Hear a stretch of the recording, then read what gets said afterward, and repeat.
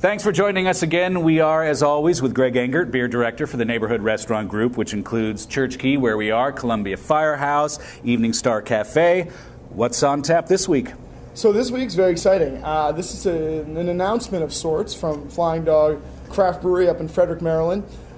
This is a brand new year-round offering from them called Wildeman. It is a farmhouse Belgian-style ale of about 7.5%.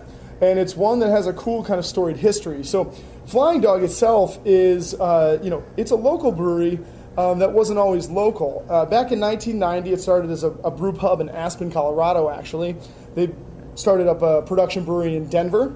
And then after some time, they needed to grow, and they didn't have a lot of room out there, so they headed east to the more hospitable, environs of Maryland and set up shop in Frederick, where they've blossomed ever since. And so now they're kind of transplanted local that's making phenomenal beers and constantly innovating. I think that they were telling me the other day they're going to make something like 40 new beers in 2012. So they're getting into this whole idea of experimentation, innovation, and realizing that people really want to try something new all the time. And a lot of people know them already. They're pale ale, a couple styles, they're IPAs. Gonzo Porter's phenomenal. So what I think they're jumping into is they're embracing this thing where it's like everybody's going to enjoy the beers they make year round already. Let's give them some other things to try out and really keep experimenting and seeing what beer, craft beer and flavor, where it can go. So with Wildeman, it's a really cool story for me personally and for Church Key and Birch and Barley, because last year they approached me and said, hey, listen, we're brewing a very special beer for believe it or not, a beer bar in Amsterdam called In de Wildeman. Okay, so many people might have some difficulty believing this, but craft beer is not just huge in our country, it's huge all over the world, and people are into American craft beer all over the world. Wow, so Flying Dog has been exporting beer to England, Northern Europe, Amsterdam, the Netherlands, of course. And so they had people loving their beer in Amsterdam, and so they became really good friends with this beer bar, In de Wildeman, and it was their 25th anniversary, so they brewed this beer for that. At the same time, they said, hey, we have a little bit left over if you guys want to serve it at Church Key. So that was a hard one. Oh, well, I don't know. Yeah. So after some arm twisting, we accepted, and so we actually were the only place outside of Amsterdam into Wildeman that has served this beer before, and we loved it.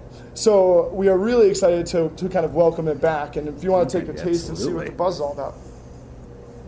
For anyone else, sorry. Yeah.